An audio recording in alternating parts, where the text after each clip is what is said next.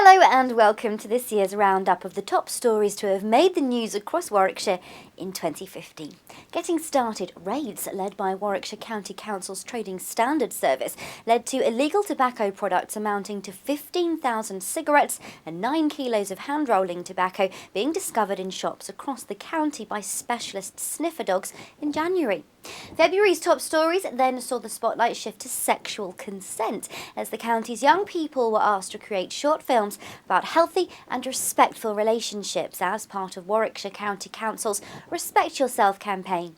Meanwhile, the county's Family Information Service also supported Safer Internet Day, which took place on February the 10th. In March, Warwickshire County Council was joined by the Coventry and Warwickshire Local Enterprise Partnership, as well as local businesses and senior representatives from schools and colleagues at Stoneleigh Park to launch the Skills for Employment programme. The council also celebrated achieving substantial success with its Priority Families programme during the month, having turned around almost 800 troubled families in the last year. In April, Warwickshire County Council's Adult Community Learning Team was successful in securing £10,000 of funding from the Tinder Foundation. The money helped to increase the number of people who have basic knowledge of how to use the internet, as well as supporting a new scheme to join up health and social care services across Warwickshire under the banner Warwickshire Cares Better Together. In May, Warwickshire Fire and Rescue Services Large Animal Rescue Unit celebrated their 1-year anniversary of rescuing animals in strife across the county. While at the same time, flash mobs sprung up across Warwickshire to encourage people to sing the Beatles' classic hit With a Little Help from My Friends to mark Dementia Awareness Week in the UK. In June, the Fire and Rescue Service unveiled a range of new light rescue response vehicles, and the County Council joined more than 120 local and national organisations in backing calls for the government to impose an annual levy on tobacco companies.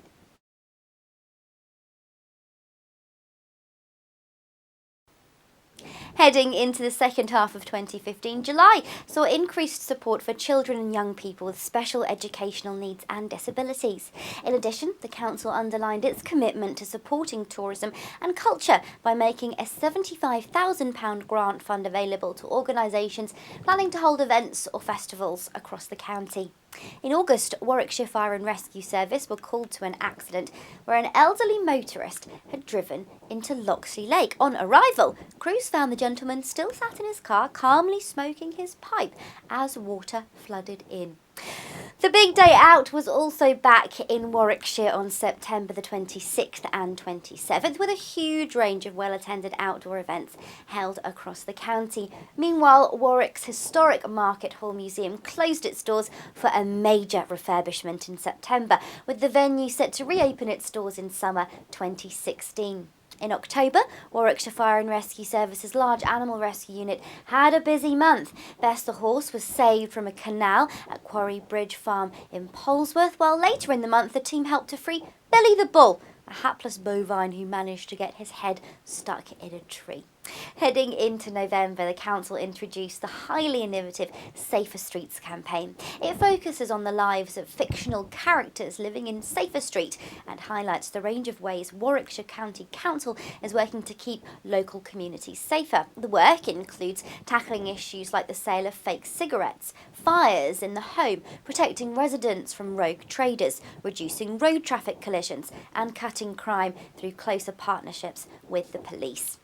And finally, Small Business Saturday returned to the county in December, with a record number of people shopping locally and supporting small firms in their area. People in at-risk groups were also reminded about the free flu jab.